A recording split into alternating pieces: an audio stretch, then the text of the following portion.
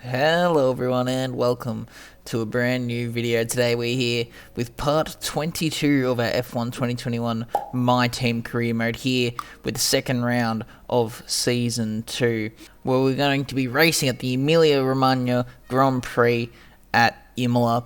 Last time, unfortunately, the video was never released, as you would have seen when watching the pre-season video. Unfortunately, I lost the footage for the Bahrain Grand Prix. I did all the rundown for everything that happened in that Grand Prix in the pre-season video, so if you didn't see any of that, make sure to go check it out before watching this one. But yeah, this is going to be our first career mode race at Imola, and here is the livery. I didn't show it in the pre-season video because it wasn't quite ready, but here it is. As you can see, we've got Rocket as our main sponsor with KFC there, as well as a bit of secondary sponsor. We've got the Mercedes engine as well, so you can see the AMG logos over the car, as well as Carlos Sainz' personal sponsor, Australia Galicia, there on the rear wing. And yeah, considering this is my first livery that I've made, I'm pretty happy with it. You can see I got a bit of a black gradient at the back, and obviously keeping the Svezke Racing green on the car there. It's a bit of a slightly different green than what we were running last season, but I just think this one just stands out a bit more, and yeah, it's definitely a bit more of a better green to what we have been running. So yeah, just going through and having a look at our history here on the R&D, you can see we're actually 4th in the R&D race there, basically tied with the Red Bulls and Ferrari. So we have made ourselves a bit higher up this time round to where we were last season. We are now in the fight for points, and we should consistently be in that fight, just like we were where we got our double points finish last time in Bahrain. Again, if you didn't see any of that, make sure to go check out the pre-season video. Further up the field, Mercedes and McLaren are fighting there to be the most dominant team, and last time out again, it was a McLaren 1-2 in Bahrain. So yeah, certainly interesting here with having a look at the R&D, and I think it's going to be a very tight race between us. But yeah, moving straight into qualifying this time around, and it is, you can see it's not sunny, but it's not raining. So yeah, it's good to have a dry session here. This will be my first time driving this track on this game, so yeah, it's going to be a learning experience. And as you can see here, we're actually gone for a new camera angle for this season, or at least for the start of this season. We'll see how it plays out later on, but going for the off-center camera here, I think I prefer this camera to what we were running last season. I don't know why, I just sort of feel like it looks better, and yeah, it looks a bit more professional. This is the sort of camera that you see in real F1. So yeah, you can see this is our first quali lap. This is actually my first lap around this track, so I'm not expecting it to be completely ideal. You can see heading through the final corner there, not really in the right gear, and just using too much of that inside curb and actually hitting the inside wall. And you can see it's the slowest time to have been set so far, 4.5 tenths off of Mick Schumacher in the Haas, so he should be a lot higher than that. And you can see we're going to go start our second flying lap now. We've actually got a bit of a tow from Fernando Alonso there in the Alpine, so hopefully this sort of helps us out a bit. And you can see we go down the long straight towards turn 1. We're almost a 10th up already, so hopefully we can get this to play out. You can see using as much curb as we can. We lose a bit of a time initially, but then gain it all back there on the exit as we head down towards the second chicane of the track. Again, trying to use as much curb and as much track as we possibly can to carry as much speed as we're able to. It's very important around here as we head through the first sector. We're actually down on Matsushita still, so it's still not looking great. You can see we're still not even a 10th up on our last lap, so yeah, struggling for pace a bit more than I was expecting. I didn't think I was driving too poorly, but clearly that was, yeah, I'm not driving quite as quickly as I need to be. Hopefully we can resolve that, but you can see just through that section there, we're about 4.5 tenths up as we now head into the final chicane on the lap, absolutely abusing those curbs and making it stick very nicely, as we're now just under 6 tenths up on our previous time. Hopefully we can get ourselves through to Q2 here and get some more laps in, hopefully move ourselves up the order as we lock up heading into the left-hander. So not completely ideal, heading through the final corner a bit better than last time. It's going to be about 9 tenths improvement. Is it enough to go through to Q2? No, it's not. It's only good enough for P19 there, so really unfortunate there for us to not make it through. You can see there's Carlos Sainz in P9, only 6 tenths off pole, so a good lap there from our teammate in only his second running in the car, but there we are down in P19, only able to get ahead of Latifi, Schumacher and Mazepin, so we have a lot of work to do, so let's move on to the race. Hello there and welcome back to Imola, home circuit of the Scuderia Ferrari. We expect to see a lot of local supporters in red today. They've all turned out for what we have every expectation of being a sensational event here at the Emilia-Romagna Grand Prix. Unlike most Formula One circuits, Imola is driven anti-clockwise and offers our drivers today just over 3 miles of glistening wet asphalt to negotiate. It's made up of a roughly equal split of 9 right-hand turns and 10 left-hand. Watch the drivers on the way into turn 16. Managing their speed there will be crucial, with the rain only adding to the difficulty of that downhill braking section, which then of course leads into the track's longest straight, though no DRS there today of course. It's not going to be plain sailing for our drivers today, although with the sky falling as it is, perhaps sailing isn't too far from the truth. Anthony Davidson, could be a wet one today. Great to have you with us. What are your thoughts? It is a touch damp, isn't it? Well, as a driver, there are 3 big things to worry about when racing in these kind of conditions: standing water, tyre temperature and visibility. Judging distance to the cars around you is really tricky when you're driving through the vast amounts of spray that these wet weather Pirelli tyres kick up. Off the back of a fantastic qualifying session, it's time to see how our starting grid looks for today's race. Daniel Ricciardo starts from pole position today, and Lando Norris lines up alongside. Considering the rest of the grid, we have Bottas, Hamilton, Max Verstappen and Leclerc, Sainz, Perez, Vettel and Pierre Gasly, Fernando Alonso, Tsunoda, Kimi Raikkonen and Stroll, Russell, Ocon, Antonio Giovinazzi and Nobuharu Matsushita, Benjamin, Latifi, Mick Schumacher and Nikita Mazepin. And with preparations almost complete, let's head down to the track. After the points finish last race, let's aim to keep the momentum going.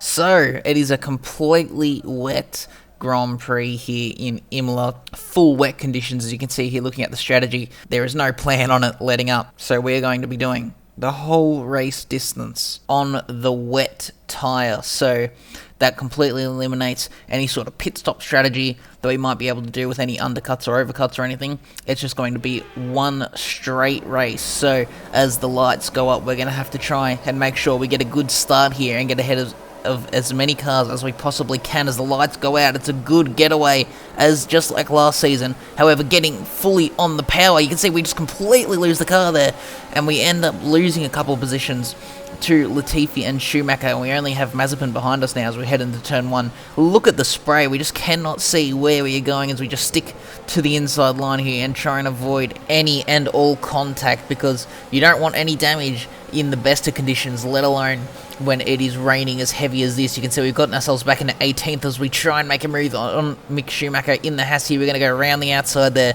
and get ourselves up into P17, and now we've got to chase down George Russell and the rest of the pack, which you can see everyone's sort of banked up. We're immediately on the tail of the Williams here as we head out of the hairpin. Are we going to be able to go for any sort of move as we head up the hill here into the left-hander? We're just going to have to sort of follow suit and try not to get ourselves involved in any sort of accident as we now head back down the hill.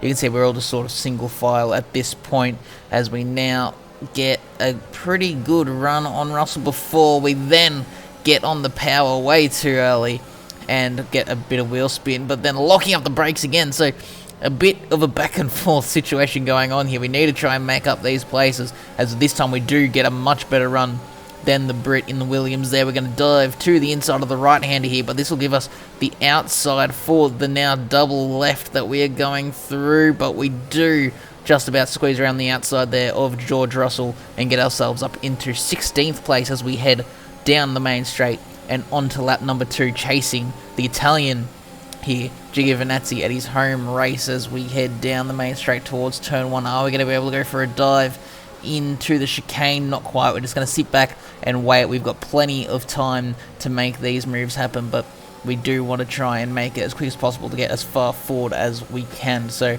we're going to cut forward now a bit further on into lap 2, and you can see they're just thinking about making a move on Giovinazzi there, but deciding better against it, and we actually get a much better run out of the corner due to just sitting back and waiting. We're going to go around the outside of the first part of the chicane here. This will give us the inside for the second part. We're going to go side by side on the exit and getting a little bit squirrely on the power, but we do outpower the Alfa Romeo there, and luckily we had enough grip to put that power down just about.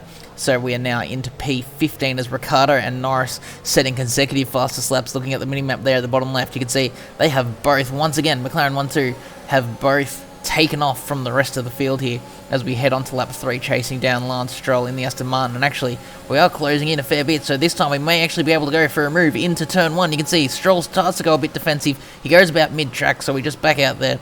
I didn't really know which way to go about it. He was about mid-track, so good defense there from the Canadian as we cut further on into lap 3. However, just like with George Russell, we've got a very good run out of the chicane there. Are we going to be able to go for a move? You can see just putting our nose to the inside there, and Stroll comes across there. He does not want us to be making a move there, so we're going to have to sit behind and wait for the main straight here as we head through the final corner now, getting on the power nice and early in third gear there, and making sure to enable overtake as soon as we have the traction to do so. And now we're going to very, very easily pull out alongside Lance Stroll there about halfway down the main straight, and we will have the inside for the first part of the chicane there. Although there's a bit of contact between us there. Stroll putting up a massive fight. He does not want to let us through, but we do get through into P14 eventually, but that has cost us a bit of time to the cars ahead. So Stroll was really, really fighting that there. So yeah, I'm not really too sure why when we're not even close to the points yet. So cutting further on to lap number 5 now, we have left Stroll behind a little bit, and we are now behind the Alpha Tauri of Yuki Tsunoda. You can see we've got Kimi Raikkonen and the Aston Martin just up ahead as well as we head through the final corner. Tsunoda gets a little bit loose there, but so do we, as I just sort of got a bit overexcited there, seeing the Alpha Tauri a bit weak out of the corner, and yeah, just sort of damaged my own exit. However, we are still close enough to go for a move, pulling alongside down the main straight, and actually getting a little bit of a toe off of Kimi Raikkonen as well to help us out as we head in, and getting that move done a lot easier than we did with Stroll. No contact, and we've gotten through a little bit earlier on in the chicane as well. So now we're going to chase down the Iceman on lap number 6 here for position 12. You can see there's a bit of a gap after that to the cars ahead, so we can't waste too much time as Raikkonen gets a poor run out of the chicane. So once again, we're going to have an opportunity to look. You can see he's charging battery there while we are deploying it, so we're going to have the overspeed as we head around the outside now of the left-hander, trying to get a crisscross, but Raikkonen just sort of parks it on the apex there very cleverly and stops us from getting that crisscross done. So just like with Stroll and Tsunoda, we're going to have to wait for the main straight here as we head on to lap number 7. We are in the slipstream, we're using overtaking. You can see Raikkonen's charging battery again, so he's not really using much overtake mode to defend here.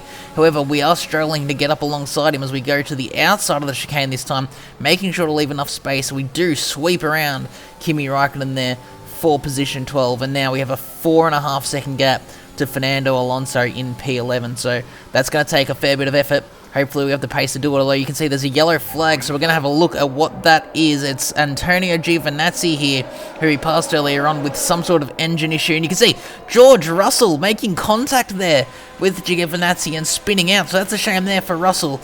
But you can see here's Gio going super, super slow and actually holding up a fair amount of people there as he tries to get out of their way. It's a bit hard, as on this track you sort of sweep from left to right, so you can never really properly get out of someone's way as he pulls off to an escape road there, and that will not be a safety car. Thanks to him pulling off in a safe position, you can see there's confirmation from the FIA that he has retired from the session. So down to 21 drivers now in Imola, but we're going to go through the order now.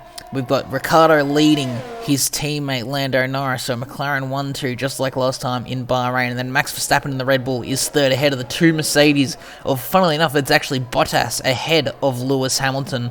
Normally we'd see it the other way around, so Bottas doing very well, the reigning champion of course, so you'd expect him to be a bit on form. Here's the lead Ferrari, Charles Leclerc in P6, the Ferraris would probably want to be a bit higher up here at this Grand Prix, and there's our teammate Carlos Sainz in P7 doing very well there in his second race for the team, ahead of the man that is returning to Ferrari, Sebastian Vettel, doing pretty well to be in P8. Obviously he'd want to be up near where Charles is, But considering the sort of pace he had compared to Charles when he left Ferrari, he sort of seems to be around in the same spot, so not doing too poorly. You can see there's Sergio Perez down in P9, way off of his teammate Max Verstappen, and then Pierre Gasly in 10th there, rounding out the points positions. And then you can see in P11 is Fernando Alonso in the Alpine, and we are chasing him down there in P12. We've closed the gap down now to about 4 seconds. Actually, looking ahead, Pierre Gasly in the AlphaTauri with some sort of issue as well, so he's slowing right down. So that's a shame there for the Frenchman. You can see, just like Gio pulls off on an escape road, and we're going to fly past just there. You can see, again, confirmation he's out of the session.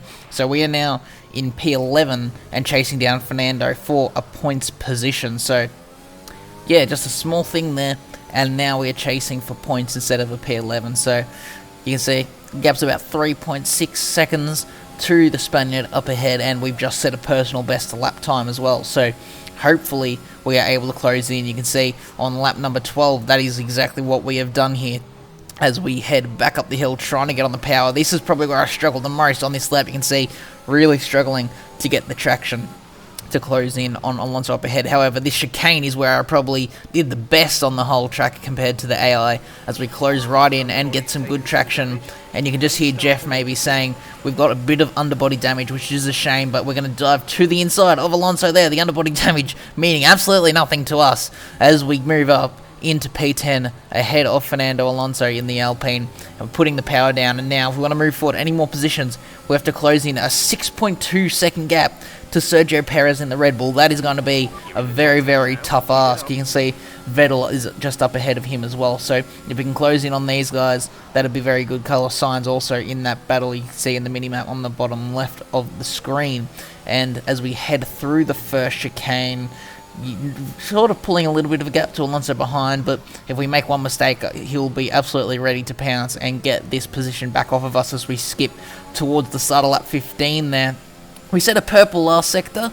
We've pulled about 2.2 seconds to Alonso behind, and the gap ahead is 5 seconds. So we've pulled about a second on the cars ahead in about 4 laps there, about 3 laps.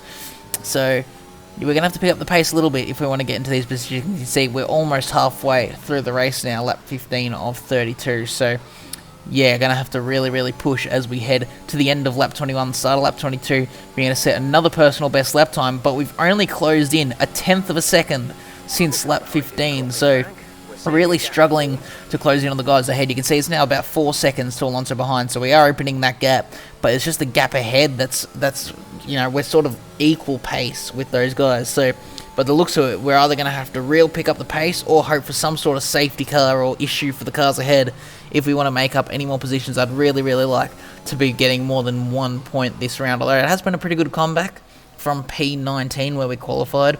But yeah, I feel like our car's in a position where we should be gaining more points. But you can see as we cut on to lap 30 here, about 2.5 laps left, we have closed right in on Perez. It's 1.5 seconds. You can see it's still about 3.2 to Vettel, but Perez has just lost a bit of pace towards the end of the race here. So it's been about 15 laps since we overtook Alonso. Not a lot of action has happened since then, but all of a sudden towards the end of the race, maybe I was just conserving tyres a little bit better. Perez sitting behind Vettel and Sainz maybe wore through his tyres a bit quicker as we close in on him. You can see here on lap 31, we come towards the end of the lap, so we're going to have one more lap to make this move happen, if it's going to happen at all. Hamilton just set the fastest lap, you may have seen as well, so the Mercedes starting to look quick towards the end of this race as well. As we head onto the main straight to begin the final lap, we are right in the slipstream here. We're going to be deploying all of our battery down the main straight as we close in on the Red Bull with the Honda engine there. We're going to go to the inside. You can see how much spray there is. You can barely see from the off-board cameras here as we dive to the inside of the chicane. We're going to go side by side with the Mexican through the left-hander. We are now ahead of Sergio Perez into P9. All of that just for 1 extra point, but we have done it. Unfortunately, the gap to Vettel is way too big unless he has some sort of car issue here as we head into the hairpin. You can see we do have Perez pretty much covered off now, but that gap to Sebastian Vettel is just way too big for us to be able to manage as we head up the hill towards the left-hander. You can see about 0.4 of a second to Perez now, and that should absolutely be able to keep him behind unless we make some sort of big mistake just like with Alonso earlier. I'm sure he'll be ready to pounce, but we're going to cut to the leaders here. Daniel Ricciardo is going to win here, the first Aussie to win in this season, I guess effectively the 2022 season there for McLaren, and Lando Norris comes through to get P2, so the second McLaren 1-2 of 2 races so far in this season. And last time out, obviously, they were swapped around, so Lando won and Ricciardo finished in second, and neither of them got the fastest lap, so they should be equal on points now as Verstappen finishes third, Bottas and Hamilton fourth and fifth, Leclerc sixth, our teammate Carlos Sainz very nice in P7, and Sebastian Vettel in P8, and here we come now to finish in P number 9. Not bad. Alright, race over. Take care of the car on the way in.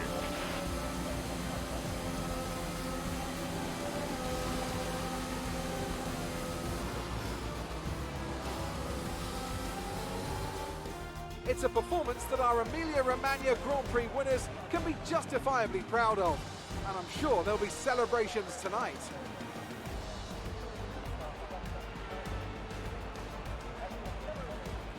Anthony Davidson, a resounding victory today. What set them apart from the rest? Well, keeping their tyre temperatures up in the tricky wet conditions was really important. There's not much grip out there at the best of times, and it's 10 times worse if you're out there on cold tyres. So the way they kept the rubber in its proper operating window was a huge advantage today.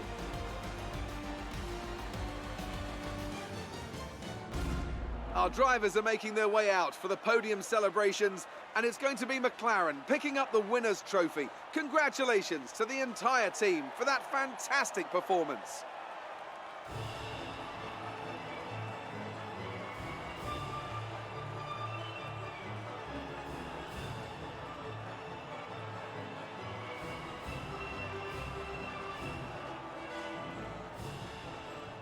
So here we are with the results for the Emilia-Romagna Grand Prix. You can see there McLaren 1-2, Ricciardo and Norris. And very good to see another double points finish for our team here. Sure, it was worse positions than in Bahrain, where we are 7th and 9th this time around, only getting ourselves 8 points, but it is still nice to see that Carlos is actually up there and getting points in this season. You can see Pierre Gasly and Antonio Giovinazzi, the 2 DNFers. Now, interestingly, looking at the driver standing, you can see Sainz is actually in 4th, and as I said, Ricciardo and Norris are equal on points, 43 points, and they got a massive gap, 16 points down to Valtteri Bottas, who's sitting in 3rd. And the other Mercedes of Hamilton is in 5th. We are down in P9 on equal points with Charles Leclerc. Just like last season, we are sandwiched between 2 Ferraris. So, yeah, a bit of deja vu there. Now, looking at the constructors, you can see, I'd say it's going to be pretty obvious, but McLaren absolutely destroying in the constructors' standings there.